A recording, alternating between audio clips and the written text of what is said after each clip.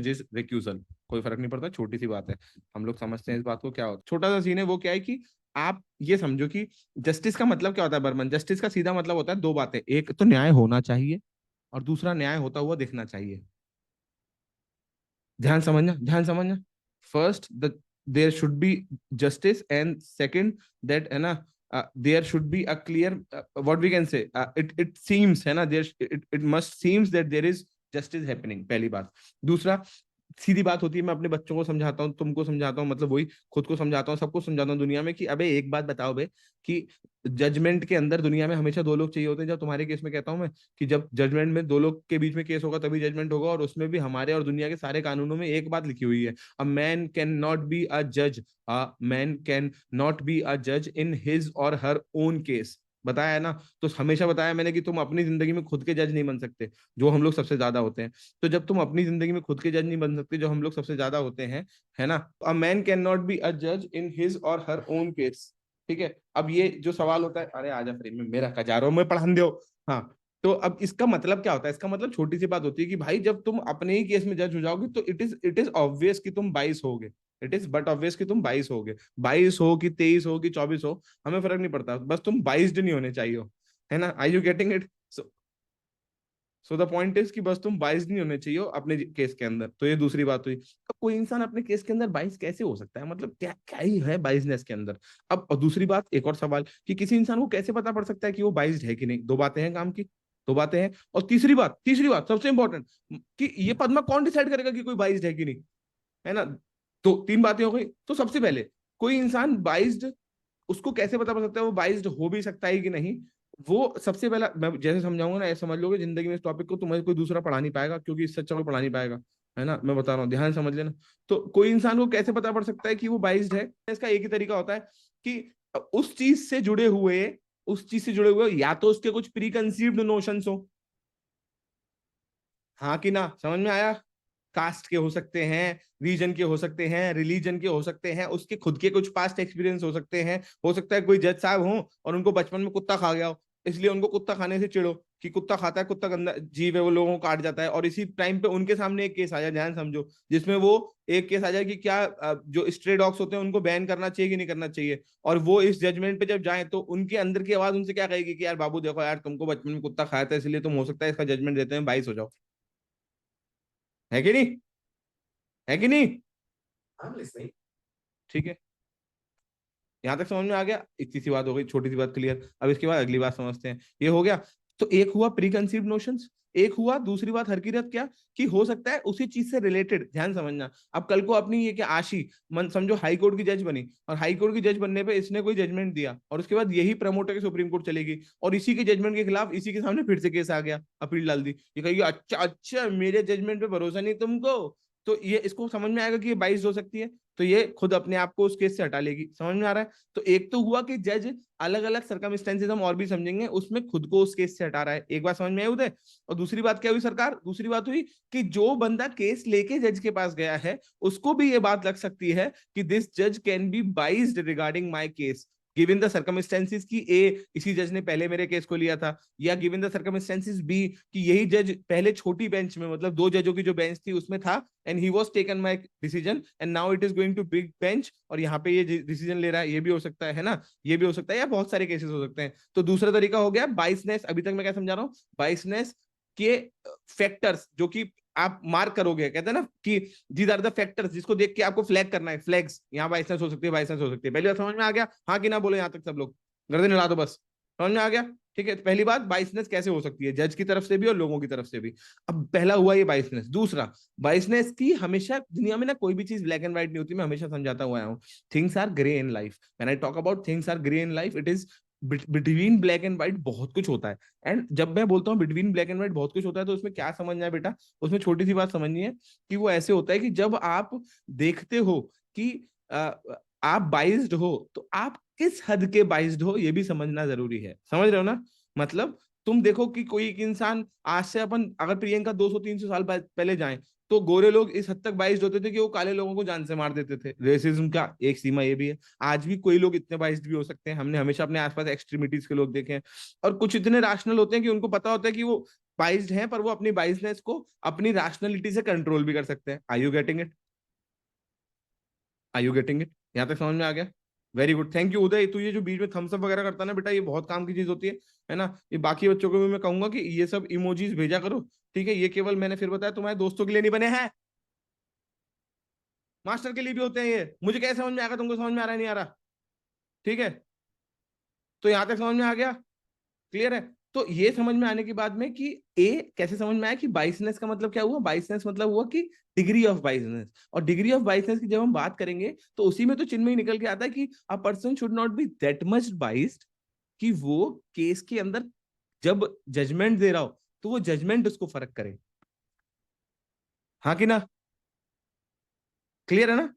वो जजमेंट उसको फर्क करे, वो इतना बाइस्ड नहीं होना चाहिए। अगर वो इतना बाइस्ड है तो समस्या। तमन्ना अभी नहीं बेटा, अभी सारे डाउट बता दूंगा, है ना? सारे डाउट पक्का। वो इतना बाइस्ड नहीं होना चाहिए। यहाँ तक समझ में आ गया? अभी तो भूमिका समझा रहा हूँ बेटा, अभी तो टॉपिक शुरू नहीं किया।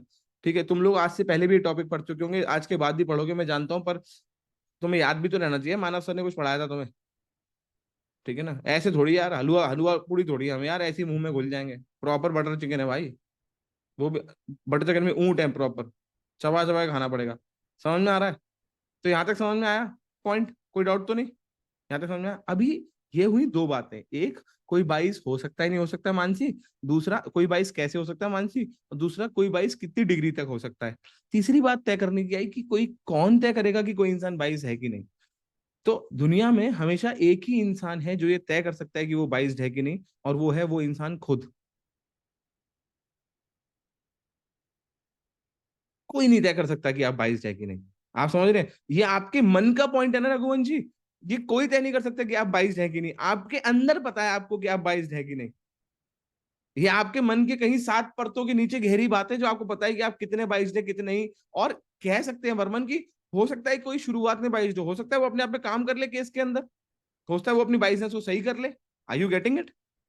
Are you getting it? भाई तुम्हें कोई इंसान मिला, तुम्हें मिला, तुमने उस देखा, तुमने कि यार ऐसे यहाँ के लोग तो ऐसे होते हैं, है ना? जैसे हम यूपी के लोग हैं, हम साउथ में गए, हमें किसी ने देखा, तो कल को मैं साउथ में गया, चेन्नई ने मुझे देखा, उसने कहा यूपी के लोग तो ऐसे होते हैं। पर उस समझ में आया कि यार मैं 22 हूँ शायद से, तो वो क्या कहेगी, मैं अपने आप को सही करती हूँ। So she must be given a chance to correct herself ना, taking into consideration that she is sitting on a very very very pious and very very very important and prestigious post over which the people of India with consensus and a procedure, है ना, given her the power to sit on the chair of the high court or a supreme court judge.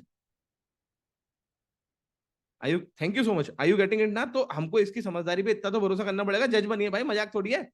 समझ में आया? तो कौन तय करेगा? जज खुद तय करेगा। ये तीनों बातें तय हो गई, और इसी से पूरी कहानी निकल के आ जाती है तुमको। अब इतना मैं तुमको क्यों पढ़ाता हूँ ये सब बेटा? रटने के लिए नहीं, मैं फिर कह रहा हूँ, जिंदगी में आगे जब कभी लीगल के तुम पे पैसेजेस आएंगे या कभी भी लीगल के क्वेश्चन आएंगे, तो तुम्हारे दिमाग में जितनी अच्छी कॉन्सेप्ट क्लियरिटी होगी ना, उतना अच्छा तुम कहोगे भाई ये गलत है ये सही है, ये गलत है ये सही है ना? मैं खुद कंसिडर कर रहा हूँ इस ऑप्शन को आने वाले समय पे कि जीके के साथ साथ लीगल पढ़ाना शुरू करूँ, क्योंकि इसमें कॉन्सेप्ट बहुत है, मजा आता है पढ़ाने में, बहुत मजा आता है पढ़ाने में। समझ रहे हो? क्योंकि तुम्हारे क्वेश्चन दिमाग चलाएंगे, रट्टा नहीं मारना है। तो जीके तो पढ़ाएंगे पढ़ाएंगे, पर लीगल भी। हाँ ठीक है, अब समझते हैं हम इसके अंदर कहानी क्या है। तो अब देखो मेरे साथ अगर पढ़ाई करना शुरू करो, ये पढ़ा दूंगा, उसके बाद जिसको जितने डाउट हो, है ना, अनलिमिटेड डाउट्स वेलकम। जितने डाउट्स हो आराम से पूछना। तो सबसे पहले शुरू करते हैं that when ever there is a potential is a keyword over here Padma. Potential, है ना, conflict of interest, a judge can withdraw from the case to prevent the perception। भूमिका क्या लिखा हुआ है? prevent the perception। दोबारा बोल रहा हूं इस लाइन को, इसीलिए ध्यान से मैंने समझाया था पूरा। prevent the perception Shivangi, that prevent the perception that the judge was biased while deciding the case। खूबसूरती देख रहे हो इस लाइन की? समझ में आ रहा है पढ़ाई कैसे होती है? दो लाइन के अंदर में पूरी कहानी बदल दी है। दो लाइन क्या कहती है इसके अंदर? भगवान बस ऐसी इस बच्चों को समझदार बना दे, मुझे कुछ नहीं चाहिए। दो लाइन है देख उदय, एक पोटेंशियल और दूसरा हिमांशु क्या? परसेप्शन। ये दो लाइन तुम्हारे लीगल के पैसेज में जब क्वेश्चन बनाएंगी, तो यही दो लाइन के आधार पर क्वेश्चन तय होगा तुम्हारे ऑप्शन नीचे। मुझसे लिख के रख लो।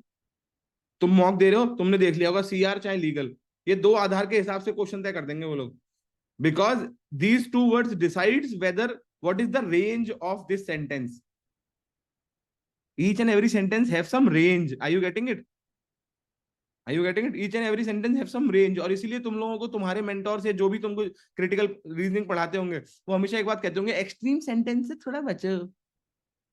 ऐसे बोलते होंगे मैं कितनी बदतमीजी से बोलता हूँ, ऐसे बोलते होंगे है ना, एक्सट्रीम सेंट, ये नहीं बताते होंगे कि एक्सट्रीम सेंटेंस से क्यों बचो। अनुभा ये समझना बहुत जरूरी है, कभी किसी एक्सट्रीम सेंटेंस से मत बचियो बेटा। हमेशा देखियो कि जो सेंटेंस तूने पढ़ा है या जो तूने चीज पढ़ी है उसकी रेंज क्या है। वो रेंज कैसे समझ में आती है? जब उसके हो ऊपर वाले बस ऐसे ही हाथ रखियो, रेंज कैसे अपनी तारीफ कर रहा है भाई, मुझे बहुत खुश हो रही है पढ़ाने में आज। उस सेंटेंस की रेंज क्या है ये तुम्हें कैसे समझ में आएगा? ये हमेशा उस सेंटेंस में, ये सुन लेना ध्यान से, मजा आ जाएगा।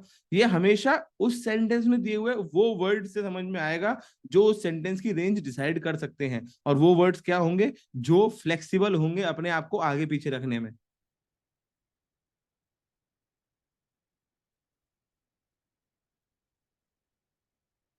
जैसे कि पोटेंशियल। पोटेंशियल एक ऐसा वर्ड है जो बड़ा फ्लेक्सिबल है, because when they say that it is there is a potential of conflict, a potential can be 0 potential, 1% potential, 10% potential, 80% potential and 99.9% potential. Yes और no? It is a potential ना।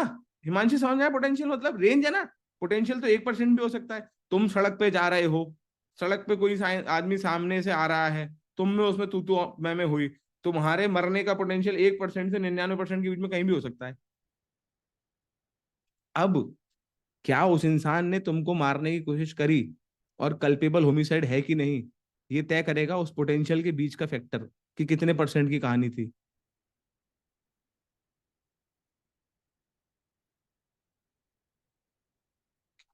क्या हो गया आज मेरे को? क्या हो गया मुझे? क्या हो रहा? आधी जादुई आसमानी ताकत आ गई। समझ में आ रहा है मेरा पॉइंट?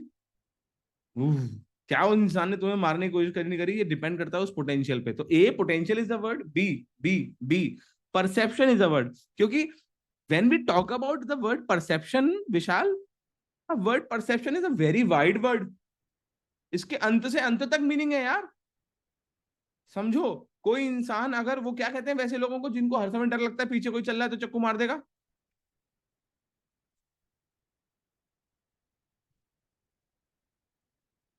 पैरानॉइड। Very good. है ना? सो अगर कोई इंसान पैरानॉइड है, समझो, तो अगर कोई इंसान पैरानॉइड है तो उसका परसेप्शन तो कुछ भी, पागल नहीं कहते हैं यार सरकार। वाह, वेरी गुड। है ना? तो क्या कहते हैं, मुझसे मजाक नहीं क्लास में आज। तो क्या कहते हैं उसको? पैरानॉइड कहते हैं, इसलिए चैट बॉक्स नहीं खोल रहा हूं मैं। तो कोई इंसान को पैरानॉइड कहते हैं। जब मैं पैरानॉइड बोलता हूं तो पैरानॉइड का परसेप्शन और एक सेन इंसान के परसेप्शन में फर्क होगा ना। अब अगर तुम किसी पैरानॉइड के परसेप्शन को समझोगे तो रैशनैलिटी का टेस्ट नहीं हो रहा है ना। और अगर रैशनैलिटी का टेस्ट नहीं हो रहा है तो हम जजमेंट नहीं ले सकते ना। और इसी दो सेंटेंस से खत्म कर दूंगा टॉपिक। और अगर हम जजमेंट नहीं ले सकते रैशनैलिटी का टेस्ट होने पे, तो इसका मतलब है कि सामने वाला इंसान जो कह रहा है कि ये जज इस केस को तय नहीं करेगा क्योंकि ये इसमें कुछ ना कुछ प्री कंसीव नोशन हो सकते हैं, बाइस्ड हो सकता है, उसके परसेप्शन के आधार को भी तो चेक किया जाएगा ना। What is the base of the perception that the person is having? भाई कल को कोई आके तुमसे कहे मुझे लगता है तुम चोर हो, तो तुम गुस्सा मत हो, तुम कहो कि आपको ये जो परसेप्शन है इसके पीछे के फैक्ट क्या है।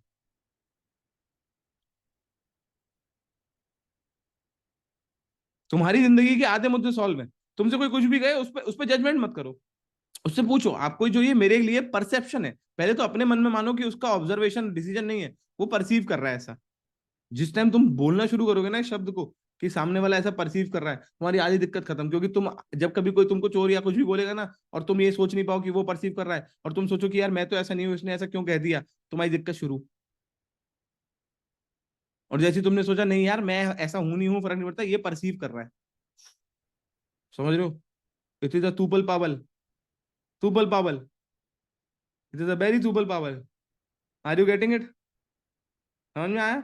तो ये दो लाइन समझ में आ गई। अगर ये दो लाइन समझ में आ गई तो उसके बाद की कहानी तो अपने आप हो जाती है। So the conflict of interest can arise in many ways, सीधी बात, from holding shares in a litigant company to having prior और पर्सनल एसोसिएशन विद पार्टी। ठीक है? Another common reason is when an appeal filed in Supreme Court against a High Court judgment delivered by the concerned judge before his elevation. समझ में आ रहा है अब तो सब कुछ? ठीक है ना? मैं हमेशा समझा रहा हूं बच्चों कि ये इस पूरी लाइन के अंदर मैं कोई भी वर्ड नहीं टिक लगा सकता जो ये दो वर्ड है। समझ रहे हो? ये दो वर्ड भूमिका तय कर देते हैं सेंटेंस की। देन भूमिका मतलब basically what is this sentence is all about. This is done to ensure that case is decided fairly and that the outcome is not influenced by the personal bias of the judge. Common sense. This practice stems from the cardinal principle of due process of law. पहली बात, और वो क्या? That is nemo judex insua causua. ये तुम लोग खुद ही पढ़ लेना, ठीक है ना? है ना? Finding nemo judex insua causua. ठीक है? There is no, है ना? That is no person shall be a judge in his own case. समझ में आ गया? एक तो मेरे मुंह से तुमने हमेशा सुना होगा मैं हमेशा हिज और हर बोलता हूँ, है ना? ये पता नहीं क्यों सारे सेंटेंस के अंदर आदमी आदमी की बात करते रहते हैं। या तो तुम ग्रामर में कर देते एक ही बात, सबको हिज बोल देते, बात ही खत्म। ठीक है, ये पॉइंट समझ में आ गया? अब मैंने इस पर टिक क्यों लगाया? क्योंकि थैंक यू हिमांशी, तुम्हारे पेपर में ये लाइन पूछी जा सकती है, पर मुद्दे की बात तुमको ऊपर तक समझ में आ गई सारी, क्लियर है? कोई समस्या तो नहीं आता? ठीक है ना? ये हो गया। तो इसके बाद हम लोग, और दूसरी बात देखो, दूसरी बात अभी मैं एक सेकंड में ये पूछूंगी तुमसे कि यहाँ पे प्रोसीजर स्टेब्लिश बाय लॉ नहीं लिखा, नाइदर, है ना? कुछ और लिखा है, लिखा है ड्यू प्रोसेस ऑफ लॉ। और मैंने तुमको पहले पढ़ाया था कि प्रोसीजर स्टेब्लिश बाय लॉ, अनुभव मुझे उंगली बात, प्रोसीजर स्टेब्लिश बाय लॉ और ड्यू प्रोसेस ऑफ लॉ में क्या फर्क होता है? तो प्रोसीजर स्टेब्लिश बाय लॉ और ड्यू प्रोसेस ऑफ लॉ में फर्क क्या होता है मैंने समझाया था। क्या फर्क होता है तुम अपने मन में सोच लो आंसर, जब मैं बोलूं तो मैच कर लेना। छोटा सा फर्क है बच्चे, छोटा सा। प्रोसीजर स्टेब्लिश बाय लॉ का मतलब होता है वो प्रोसीजर जो लॉ ने स्टेब्लिश किया है जस्टिस तक पहुंचने के लिए।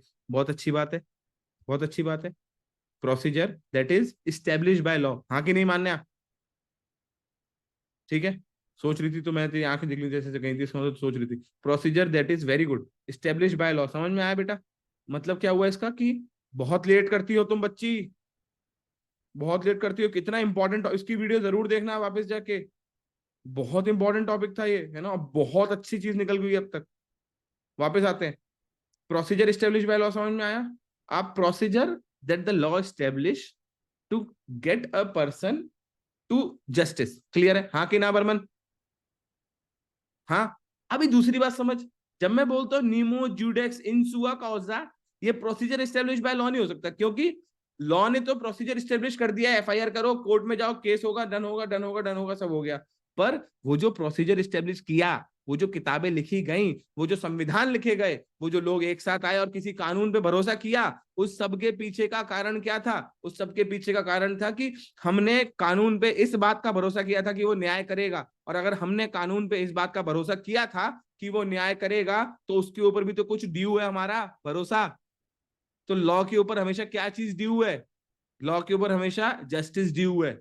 और लॉ पे क्योंकि जस्टिस ड्यू है, इसीलिए जस्टिस करने के लिए लॉ को हर वो रास्ता अपनाना पड़ेगा जिससे वो जस्टिस कर सके।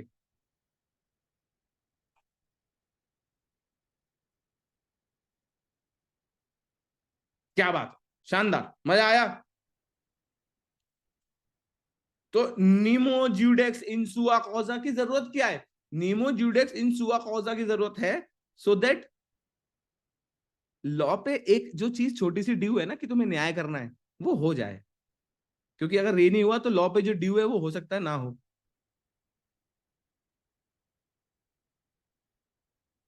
मजा आ गया पढ़ के यहां तक? मजा पढ़ के मजा, है ना? तो समझ में आई वाली बात? हाँ ठीक है, बहुत ही शानदार। इसके आगे चलते हैं, इसके आगे चलते हैं, जो भी डाउट्स हो लिख लेना, कोई बात नहीं है। इसके आगे चलते हैं। अनदर प्रिंसिपल, एक प्रिंसिपल हो गया ये वाला, ठीक है? ये एक प्रिंसिपल हो गया जो कि जज को उसके केस में नहीं आने देता, उसी मतलब बाइसनेस वाले में। Another principle guiding judicial recusal is justice must not be done, जो अपन बोले अभी अभी, but must also be seen to be done. मैंने बोला ना, न्याय हुआ है। कितनी बार तुम लोग ऐसा होगा किसी डॉक्टर के पास गए होंगे, अक्सर हम सब लोगों ने फील किया है। हम किसी डॉक्टर के पास गए और जाने के बाद में उस डॉक्टर के पास तमन्ना, उस डॉक्टर से बातचीत शुरू करी और डॉक्टर ने हमारी बात सुनी, 30 सेकंड के अंदर उसने हाँ हाँ हाँ हाँ दवाई लिख दी और दे दी। हम बाहर निकल के, अबे हाँ पूरी बात तो सुनी भी नहीं। अब मम्मी में ये नहीं कर पाएगा सही। मम्मी मुझे लग रहा है इसको आता नहीं। गर्दन हिलाओ, अगर होता है ऐसा होता है ना भाई, क्या लगता है तुमको यार डॉक्टर ने पूरी बात नहीं सुनी यार। कभी कोई तुम किसी से सलाह मांग रहे हो, तुम मुझसे ही मानो कभी किसी बात सलाह मांग रहे हो, और मैं तुम्हारी बात सुन सुन तो तुम्हें बीच में काट के दूं, हाँ मुझे पता है, तो तुम कहोगे पूरी बात नहीं सुनी। तो मैं जब तुम्हारी बीच में बात काटता हूँ तो हमेशा क्या बोलता हूँ, बेटा देख मुझे तो समझ में आ चुका है, अब तेरी मर्जी है, तू पूरा बोलना चाहता है या बोलना चाहती है तो बोल ले, पर मुझे समझ में यहाँ तक आ चुका है। समझ रहे हो ना? वो क्यों? क्योंकि अगर तुमको ये लगा कि तुम्हारी बात मैंने पूरी सुनी ही नहीं, तो तुमको चाहे पूरा का पूरा न्याय हो जाए, तुमको ये लगेगा नहीं कि तुम्हारे साथ न्याय हुआ है।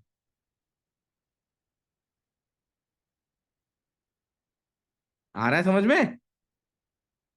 तो अगर जस्टिस हो भी गई, पर जस्टिस होने पे होने वाले को इस बात का एहसास ही नहीं हुआ कि जस्टिस हुई है, या ऐसा उसको लगा नहीं, तो जस्टिस होने का कोई खास फायदा है नहीं। सो जा बेहोश, सो जा, आराम पानी पी ले। और जस्टिस होने का कोई खास फायदा नहीं है, ये बात कैसे पता पड़ेगी, समझना मेरा पॉइंट, या उसको लगा नहीं लगा, क्योंकि तुम समझो, न्याय या जस्टिस जैसे भी कहें, is as equal a fact as it is a feeling.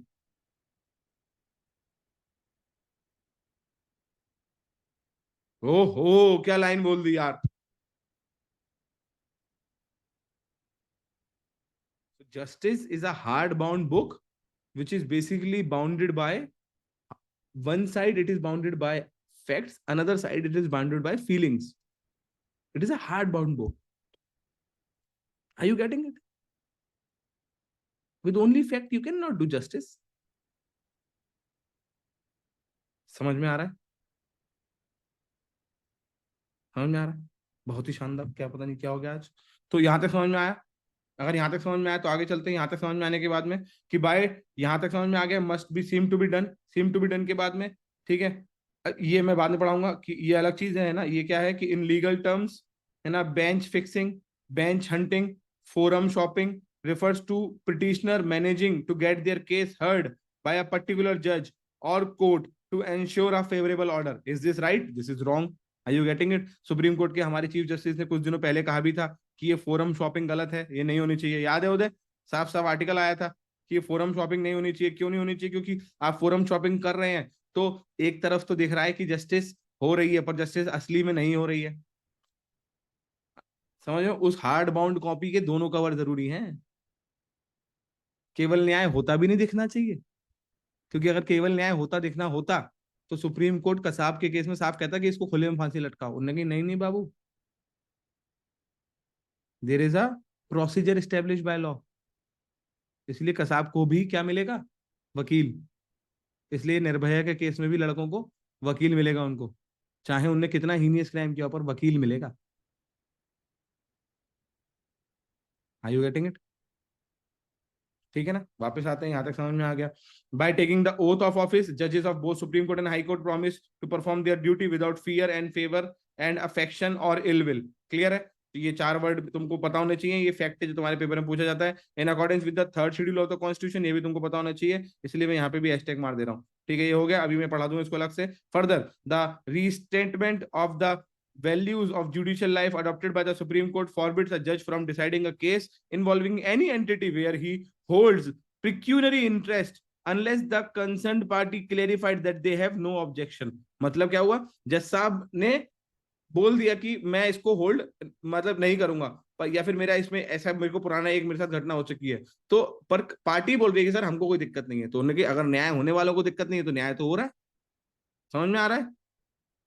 Unless, और ये वो नहीं है, क्या कहते हैं, ये रूल नहीं है, ये लॉ नहीं है। क्या लिखा हुआ है? The reinstatement of values of judicial life. Values है ये, तो इसलिए ये बहुत ही ब्लरी भी है। क्लियर है? क्लियर है? सबको समझ में आ रहा है? क्योंकि वर्ड वैल्यूज है यहाँ पे, कोई लॉ नहीं है। विबोध हाँ या ना कर। ठीक है, सनिका समझ में आ रहा है? ठीक है, कोई लॉ नहीं है, वैल्यूज है बस ये। तो आगे आते हैं, procedure of recusal. Procedure, thank you so much बेटा। प्रोसीजर ऑफ रिक्यूजल क्या होता है? दो तरीके का, छोटी सी बात। एक हो गया ऑटोमेटिक रिक्यूजल, वही जज साहब को लगा, when there is when where a जज himself withdraws from the case, और व्हेन अ पार्टी, एक तो फर्स्ट केस हो गया, दूसरा, और when a party raises a plea for recusal highlighting the possibility of bias और पर्सनल इंटरेस्ट ऑफ जज इन द केस। यहां तक समझ में आ गया? दो बातें हो गई, वही मैंने बताया, या तो पार्टी बोलेगी या तो जज साहब बोलेंगे। जिनमें नहीं समझ में आया? अरे छोटी सी बात, थैंक यू, है ना, कुछ नहीं है भाई। या तो पार्टी बोलेगी कि सर हमको लग रहा है कि जज साहब जो है ये 22 हो सकते हैं, या जज साहब को खुद लग जाए। मतलब दो में से एक ही पार्टी, कोई तो इनिशिएट करेगा ना उस चीज को। इधर द जज इनिशिएट हिमसेल्फ और द पार्टी इनिशिएट्स। क्लियर है? क्लियर है? उसके बाद आगे चलें। द डिसीजन टू रिक्यूजल, ध्यान से सुनना, the decision to recusal rest solely on the conscience और द डिस्क्रिशन ऑफ जज। क्या बोला मैंने अभी अभी? याद है? अभी हमने थोड़ी देर पहले बात करी सारी, कि कौन तय करेगा कि वो 22 है कि नहीं? वही तो तय कर सकता है ना, और वो भी तब जब वो इतनी अच्छी पोजीशन में बैठा है, हमने खुद बिठाया है, तो वही तो तय करेगा ना। ठीक है, बहुत बढ़िया। और and no party can compel a जज to withdraw from the case while judges have recused themselves even if they do not see a conflict but only because of such apprehension was cast। समझ में आ रहा है? Clear है? तो मतलब उनको ऐसा बोला गया था कि उनको किसी ने, या फिर उनके ऊपर, जैसे राम जी वाली बात की, उन्होंने बोला कि यार सीता जी अब जंगल में से आई है, लग रहा है कि तो ऐसी कहानी बोलते हैं ना, उन्होंने सीता जी से कहा तुम चली जाओ लव कुश को पालने जंगल, जब वो वहां से लंका से लौट के आई थी। तो ऐसा एप्रीहेंशन कास्ट कर दिया गया, समझ रहे हैं ना? तो when such apprehension was cast on the जज, जज सामने की चलो ठीक है कोई दूसरा देख लेगा केस, क्या है, न्याय तो देना है। दूसरा, there are also several instance where जजेस have refused to withdraw from the case. उनसे कहा गया विथड्रॉ कर लो, नहीं हट, मुझे पता है मैं बाइस नहीं हूं, तुम्हारे कहने से क्या होता है, ये पार्टी जानबूझ के करा रही है ऐसा। ठीक है ना? दोनों बातें हो गई, आगे चलते हैं। There is no, again hashtag, there is no codified rule governing recusal. बहुत मुश्किल है होना। Thank you Vishal, thank you Padma. Although several supreme court judgments have dealt with the issue and since there is no statutory rules, है ना, governing the process, it is often left to जजेस themselves to record the reason for recusal. Sometime they only specify it orally and sometime जब जरूरत होती है they also give the order recording, है ना, कि भाई ये हम इसको रिकॉर्ड करवाओ कि ये कहानी है, सो दैट आगे कभी फ्यूचर में देखा जाए तो समझा जाए। रिकॉर्डिंग मतलब कि वीडियो रिकॉर्डिंग नहीं, मतलब उसको रिकॉर्ड करवा देते, है ना, बेसिकली बुक्स में चला जाता है। आगे चलें। It is not clear whether the reason have to be mentioned by the जजेस एज मेनी कोर्ट्स एंड जजेस हैव डिफरेंट ओपिनियन। कोई फर्क नहीं पड़ता। Delhi high court recently case की जजेस रिक्यूजल, है ना, आशा मैंने ने छोटी बात बोली, ये केस इज एब्सोल्यूट, है ना, एंड दैट एनी, क्या बोला था, डिस्क्रिशन है in such cases is absolute and that any investigation into the reason for recusal would constitute interference with the course of justice. ठीक है, ये उनका कहना था। अगर हम सुप्रीम कोर्ट के, ये वाली बात समझ में आई सबको? लाइन मैंने पहले बता दिया। अरे शुरू में तो बोला था कि जज खुद तय करेगा कि वो रिक्यूजल करेगा नहीं करेगा, कोई दूसरा कैसे इंटरफेयर कर सकता है भाई? वही तो बोला उनने, आया था वरना। ठीक है ना? वहीं अगर सुप्रीम कोर्ट के प्रेसिडेंट्स देखें बेटा पुराने, तो बहुत सारी चीजें सुप्रीम कोर्ट ने बोला। पहला, Ranjit Thakur versus union of India case का नाम याद करने की कोई जरूरत नहीं, जितना हैशटैग करा उतना देखना। Supreme court had held that to determined that if the जज शुड रिक्यूज और नॉट, वो छोड़े ना छोड़े, एक ही तरीका होता है। सुप्रीम कोर्ट हमेशा इसी शब्द का इस्तेमाल करते हैं, that what is relevant in the reasonableness. मैंने बोला था ना अभी थोड़ी देर पहले कि अगर किसी ने उसके ऊपर एप्रीहेंशन ऑफ 22 लगाया है कि जज साहब 22 हो सकते हैं, तो जज साहब से उससे पूछा जाएगा भाई तू किस आधार पे कह रहा है कि जज साहब 22 हो सकते हैं? There must be a reason ना for you saying this, and if the reason for you saying this is not rational, तो पो पो पो पो, समझ में आया नहीं आया? If the reason is not rational then पो। Are you are you getting it सरकार? सबको समझ में आ गई वाली बात? ठीक है ना? तो छोटी सी बात भाई, रीजन रैशनल होना चाहिए ना, इरेशनल रीजन होगा तो कुछ भी, सारी जज गोल गोल पानी, ठंडा ठंडा पानी होते रहेंगे, घूमते रहे नहीं समझ रहे, जज ही घूमते रहे एक दूसरी जगह। तो ये हो गया of the concern party. The proper approach for the जज is to not to look at his own mind and ask himself however honestly am I biased, but to look at the mind of the party before him, है ना। तो उन्होंने supreme court ने कहा वही वाली बात, सीम टू बी जज की वाली बात हो गई ना, कि justice seem to be happen होना चाहिए, तो पार्टी की तरफ भी देखे कि यार, तो पर सवाल वही है कि पार्टी की तरफ देखते में वो ये भी देखेगा कि अबे यार इसकी तो कोई रैशनैलिटी नहीं है। Are you getting it? सभी समझ में आ रहा है? मैंने बोला ना, इसलिए परसेंटेज, वो दो शब्द पूरी कहानी दिखा रहे हैं इसके अंदर, पोटेंशियल एंड परसीवेंस।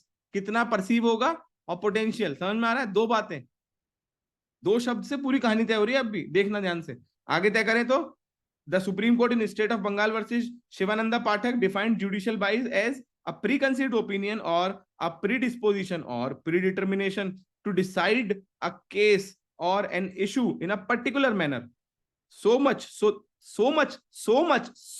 यही देखो डिग्री बता दी इनने, इन्हीं ने इस लाइन पे, मैंने बोला ना, वो जो दो शब्द थे ऊपर, पोटेंशियल और प्री कंसीव, वो पोटेंशियल और क्या था दूसरा, परसीव, वो पोटेंशियल का डिग्री मैंने कही थी तय होगी। देखो जज साहब ने डिग्री तय कर दी। कैसे तय करी? उन्होंने बोला डिग्री चिन्मय कि so much so that the predisposition does not leave the mind open to conviction.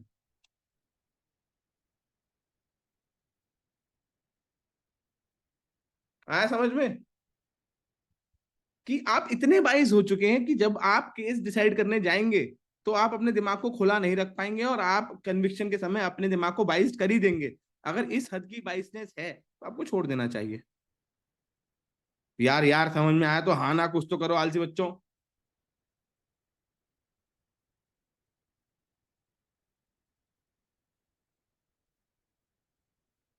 आया समझ में ना? सो मच क्लियर हो ना, सो मच कि तुमको खुद से भी क्लियर है कि तुम कन्विक्शन के टाइम पे अपने दिमाग को ओपन नहीं रख पाओगे। आगे चलते हैं। Formulating more definite rule, supreme court advocate ने सीधी बात बोली। The court observe that when where there is a where a judge has a pecuniary interest, no further inquiry is needed as to whether there was a real danger or reasonable suspension of bias. However, the case requires such inquiry with relevant test being the real danger test, whether there is real danger of bias, to ensure the court is thinking in terms of possibility rather than the probability of bias. समझ में आया? ओहो, नहीं समझ में आई line? बहुत कम लोगों को समझ में आई होगी। मैं दोबारा बताता हूँ, देखो इतनी लाइन का गेम है सारा। To ensure that the court is thinking, है ना, court is thinking in terms of possibility rather than probability of bias. मतलब समझ में आता है इस लाइन का? नहीं आता है? व्हेन आई से द पॉसिबिलिटी, देख हाँ रुक जा हिमांशु, मुझे पता है समझ में नहीं आती, गर्दन देख ली मैंने, इसीलिए मैं कहता हूँ स्क्रीन ऑन करा करो, सबकी गर्दन दिख जाती है मुझको। व्हेन आई से पॉसिबिलिटी ऑफ बाइस, इसका मतलब क्या होता है हिमांशु? छोटी सी बात समझ, तू अभी अपने कमरे में बैठा हुआ है, क्या इस बात की पॉसिबिलिटी है कि तेरा पंखा तेरे सिर पे गिर सकता है? हाँ सबकी है, मेरी भी है। अबे पंखा मत देखो अबे मार दिया इनने। समझ रहे हो? मान्य दो बार और देख लिया, तेरी सच में गिरने वाला है क्या सर? आपको पता पड़ा कि क्या भूकंप आने वाला है? नहीं, it is about when we say the possibility of something, it is going to the one point extreme की ये हो सकता है, there are even if a iota of chance is there, there is a chance. Yes और no? Prince समझ में आ रहा है कुछ कि सब रॉकेट बन गया? नहीं ना? आ रहा है पक्का? तो समझ में आया तुझे? देख, पॉसिबिलिटी मतलब आयोटा चांस, थोड़ा भी चांस होगा तो पॉसिबिलिटी है। बट व्हेन आई से probability, it means that the thing will be judged on the number of odds, कि उसके फेवर में कितने हैं। कि भाई 50% चांस है कि जज बाइस हो सकता है, 60% चांस है, 70%। तो कोर्ट ने कहा, छोटी सी बात, कोर्ट ने कहा कि अगर ऐसा लगता है, ध्यान समझना, the court observe that where a जज हैज प्रिक्यूनरी इंटरेस्ट, किसी भी फर्दर इंक्वायरी की जरूरत ही नहीं है ना, as to whether there was a real danger or reasonable suspicion of the bias. कोई जरूरत ही नहीं इंक्वायरी की, क्यों भाई? इंटरेस्ट है, बात ही खत्म होती, छोड़ दो। इंटरेस्ट है, बात ही खत्म होती, छोड़ दो। समझ में आया? इतनी टेंशन क्यों लेनी? तो ये एक तीसरी अप्रोच हुई। एक अप्रोच हमने ऊपर देखी 0 से 100%, यहाँ कोर्ट ने अलग अप्रोच कही, यहाँ कोर्ट ने कही कि 0 से 100% चेक ही क्यों करना। This is not a question of importance when we have so much जजेस। This is not a question of importance, why to seek the answer of this question if this question is not important. Sometime in our life the answer of the question don't lies in the answer of the question, it lies in the finding the potential or importance of the question. क्या बात है? नहीं मानना है कि नहीं? शायरी लिखी जा सकती है इस लाइन पे अगर हिंदी में बोलता तो। कि सवाल ये है ही नहीं कि उस सवाल का जवाब क्या है, सवाल ये है कि क्या वो सवाल जरूरी है, और जरूरी नहीं है तो क्यों पूछा जा रहा है। क्योंकि ऐसे तो बहुत सारे सवाल हैं। ऐसे तो वो क्या नाम है उसका, अरे जावेद अख्तर का लड़का, फरहान अख्तर, वो गाना गा के आसमां है नीला क्यों, पानी गीला गीला क्यों, गोल क्यों है ये जमी। समझ रहे हो ना? तो अब ऐसे सारे सवाल के सोचा है ये तुमने क्या कभी? अरे नहीं सोचा यार भाई, इतनी टेंशन है जिंदगी में, यही सब सोचते रहेंगे क्या? और भी तो काम है, पेपर नहीं निकल के दे रहा है कि नहीं, या मॉक में नंबर नहीं आ रहे। तो द पॉइंट इज क्लियर हुआ। तो जज साहब ने पहली बात क्या कही कि भैया सस्पिशन है कि नहीं, अगर प्रिक्यूनरी इंटरेस्ट है उसका तो बात ही खत्म होती है। देन दूसरी बात आती है, देखो इसमें भी वर्ड प्रिक्यूनरी इंपॉर्टेंट है, बिकॉज वो केवल इंटरेस्ट लगा देता है ना, जज एज इंटरेस्ट, वो और ये वर्ड जैसा प्रिक्यूनरी इंटरेस्ट में फर्क होता है। प्रिक्यूनरी का मतलब देखें हम लोग तो क्या होता है प्रिक्यूनरी का मतलब, डिफाइन, रिलेटिंग टू और कंसिस्टिंग ऑफ मनी, है ना, या फिर financial, monetary, money, physical, economical, capital, commercial और बजटरी, कनेक्टेड विद मनी और पेमेंट। समझ में आया? तो जब हम प्रिक्यूनरी, समझ, ये वर्ड का मीनिंग अगर आपको नहीं पता और आपके पैसेज में, इसलिए मैं कहता हूँ कितनी भी अच्छी तुम्हारी सीआर और लॉजिकल और रीजनिंग सब कुछ हो, गौतम बुद्ध से जाके अगर कोई अपनी बात को हिंदी में ना पूछते हुए चाइनीज में पूछता तो गौतम बुद्ध भी जवाब नहीं दे पाते, क्योंकि उन्हें समझ में नहीं आता क्या पूछ रहा है। वो कहता है क्या कह दिया है, नहीं समझ रहे, कह रहा भाई क्या कह रही है भाई, आर यू गेटिंग इट? तो द पॉइंट इज कि सामने वाले पे कितना ज्ञान है उसको फर्क ही नहीं पड़ता, तुमको वो भाषा समझ में आ रही नहीं आ रही उससे फर्क पड़ता है। अगर तुमको प्रिक्यूनरी वर्ड का मतलब ही नहीं पता तो बल्ले बल्ले, ओ बल्ले बल्ले, समझ रहे हो, कुछ नहीं हो सकता। क्यों? क्योंकि, ध्यान समझना, क्योंकि नीचे सेंटेंस क्या आएगा, नीचे सेंटेंस आएगा प्रिक्यूनरी वर्ड से जुड़ा हुआ विभोद, और जब प्रिक्यूनरी वर्ड से जुड़ा हुआ सेंटेंस आएगा तुम कहोगे प्रिक्यूनरी मतलब होता होगा कि पर्टिकुलर। तुम अंदाजा लगाओगे, अगर वर्ड का मीनिंग नहीं पता तो तुम अंदाजा लगाओगे पर्टिकुलर होगा इसका मतलब।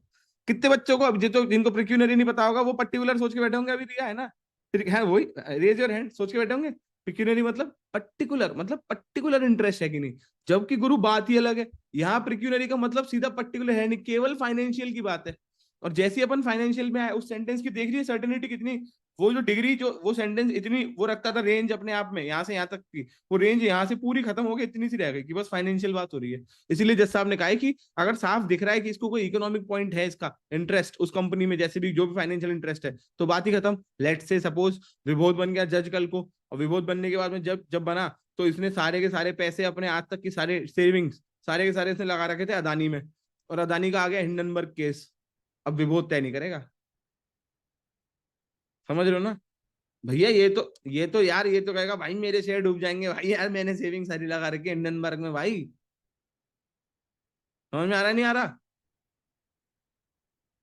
या विभोद का लड़का अदानी की कंपनी के अंदर मैनेजर बना हुआ है, विभोद कहेगा भैया नहीं नहीं ब्रो, हम नहीं करेंगे। आई यू गेटिंग इट? तो इसीलिए ध्यान समझना, इसीलिए ए तो विभोद ईमानदार है ही, और बी कहीं उसका ईमान डगमगा भी गया, खुदा ना खास्ता, या किसी का भी डगमगा गया, रह चुप रहे सिरी, या किसी का भी डगमगा गया, तो इसीलिए जज साहब ने क्या कह दिया, क्योंकि उन्होंने कहा कि इस बात पे तो सवाल ही नहीं उठेगा, अगर प्रिक्यूशनरी इंटरेस्ट है तो छोड़ो ना, बात ही खत्म है, no further inquiry is needed. हाँ कि ना? कोई इंक्वायरी की जरूरत ही नहीं ना, मैं हूं भाई, मैं, मेरे को देख रहा है पैसे की बात है मेरी, भाई इंक्वायरी की जरूरत ही क्या, पता है इंटरेस्ट है। And however other cases require such an inquiry, बिल्कुल सही बात है, विद द रिलेवेंट टेस्ट। इसीलिए कह रहा हूं बच्चों सब लोगों से, जिस शब्द का मीनिंग आज के बाद ध्यान रखना, अभी भी 6 महीने हैं, वो रिजल्ट ला सकते हो अपनी जिंदगी में जिसको तुमने खुद ही नहीं सोचा होगा। मैं बता रहा हूँ वो रिजल्ट ला सकते हो जिसको तुमने खुद नहीं सोचा होगा। तुम धुआं मचा सकते हो उस रिजल्ट का, समझ रहे हो? वो कैसे आ सकता है, छोटी सी बात है, अभी भी 6 महीने हैं, चीजों को नजरअंदाज मत करना। न्यूज़पेपर पढ़ते में वो शब्द जिसका तुमको एग्जैक्ट मीनिंग नहीं पता हो, उसको अपने मन में ये मत मान लेना तुम्हें आता है और अंदाजा लगा के आगे बढ़ लो। सीखे नहीं सीखे सब लोग वाली बात, ये बहुत इंपॉर्टेंट है भूमिका, ये है ना। तो हमने क्या देखा कि however other cases require such an inquiry with relevant test being the real danger test. तो ये क्या टेस्ट है, रियल रियल डेंजर टेस्ट? सीधी बात, real danger that is whether there is a real danger of bias. कैसे ensure होगा? To ensure that court is thinking in terms of possibility rather than probability, कि अगर possibility है तो real danger हो सकता है, कितना प्रोबेबिलिटी है छोड़ देंगे। आया समझ में? ठीक है ना? एंड देन इसके बाद में, है ना, in controversial recusal ruling justice Arun Mishra in the development authority held that judge who had rendered any decision in a smaller combination is not disqualified from being part of the larger bench with the reference is made। इसीलिए मैंने इसको तुमको शुरू में कहा था कि ये, मैंने, मुझे याद था कि जब मैंने पढ़ा था तो ऊपर कंट्रोवर्शियल लिखा था, इसीलिए मैंने तुम्हें समझाते हुए कहा था कि अगर तुम छोटी बेंच के हो और बड़ी बेंच में जा रहे हो तो हो भी सकता है कि तुम जज बनो और हो भी सकता है कि ना बनो, दोनों बातें हैं। समझ में आ रहा है नहीं आ रहा? क्लियर है नहीं क्लियर है? अच्छा, कैसे हो सकता है, हो कैसे सकता है, होने का केस एक है भाई, चिन्मयी ने कल को एक केस तय किया, अब चिन्मयी उसी केस को लेके 5 बेंच की जजेस में चली गई, अभी कोई फर्क ही नहीं पड़ता चिन्मयी के उसके साथ और अपोज होने का। इफ चिन्मयी अपोज में भी है और बाइज्ड है तो उसका एक ही तो वोट काउंट होगा। समझ में आ रहा है? पर तब भी अगर लगता है तो उसको हटना भी चाहिए। पॉइंट समझ में आ गया? ठीक है। तो अब यहां तक हमने ये पूरा समझ लिया। ये साइड की जो चीजें थी वो भी मैं समझा देता हूँ। साइड की चीजें कुछ नहीं थी, बिल्कुल छोटी मोटी बातें, बड़ा पाव खाते हैं, ये तुमको समझ में आ गया। नीचे ये लिखा हुआ है कि पर्सन अपॉइंटेड एज अ जज की क्या क्या वो होती हैं, ओथ क्या लेते हैं वो, यहाँ पे ये ओथ है पूरी। True faith and allegiance to the constitution, uphold sovereignty integrity of India duly and faithfully, है ना, and to the best of his ability and knowledge and judgment perform the duties and uphold the constitution and law. And उसके अलावा कौन कौन से लोगों की और फोरम होती है उस, सॉरी, उस थर्ड, उसमें क्या कहता था मैं, थर्ड शेड्यूल के अंदर, हाँ। और किस किस की वो है ओथ, वो ये सब लोग हैं जिनके सामने नाम लिखे इनकी ओथ है। बस ये इतनी सी बात थी, तो इससे कोई फर्क नहीं पड़ता था।